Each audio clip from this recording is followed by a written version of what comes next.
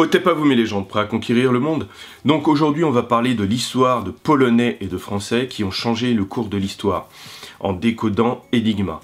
Alors je vais revenir sur un film qui est sorti en 2014 qui s'appelle Imitation Game, sur l'histoire de la vie de Alan Turing qui a décodé Enigma et qui a changé aussi le cours de l'histoire. Dans ce film, dans son histoire, ils oublient de citer qu'avant lui, il y a eu d'autres personnes qui ont décodé Enigma. Et la version, bien sûr, la version décodée par Alan Turing et la version décodée par les Français et les Polonais sont différentes.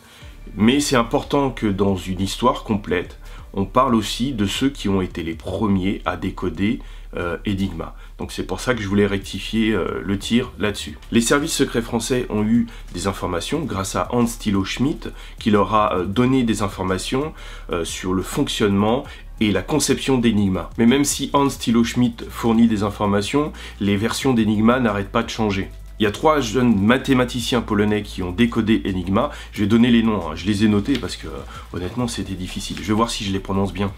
Marian Rejewski, Jerzy Rosyjski et Henryk Zygalski. Voilà, si ça dit quelque chose à quelqu'un. Je ne sais pas si je l'ai bien prononcé, hein.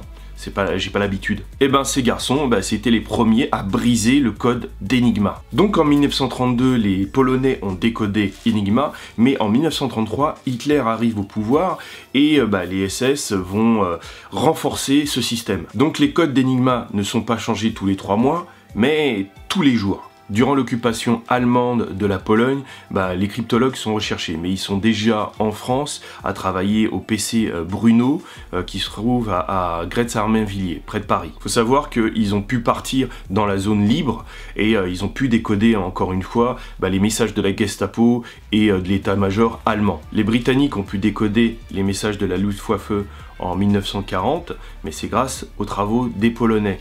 Il faut savoir qu'il y avait 3 types d'Enigma, chaque armée avait le sien.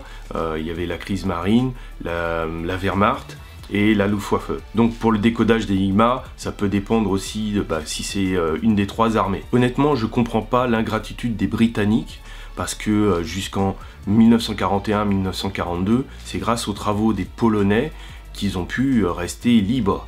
Parce que la donne n'aurait peut-être pas été la même. Il y a une partie de l'équipe des Polonais qui est partie en Angleterre, et une autre qui était en zone libre, qui a dû fuir vers les Pyrénées. Et malheureusement, ils ont été capturés par les SS. Alors pour revenir sur Alan Turing, lui a décodé la version la plus élaborée d'Enigma. Et cette vidéo, je ne l'ai pas faite pour amoindrir sa performance, mais pour rétablir une partie de l'histoire. Même en ayant aidé son pays, étant homosexuel, il a eu des gros ennuis. Malgré la résistance des Polonais, aucun film n'est sorti pour restaurer cette histoire. C'est quand même important qu'on ne mente pas aux gens en glorifiant un pays, alors que les Polonais étaient censés être les alliés des Anglais, des Américains.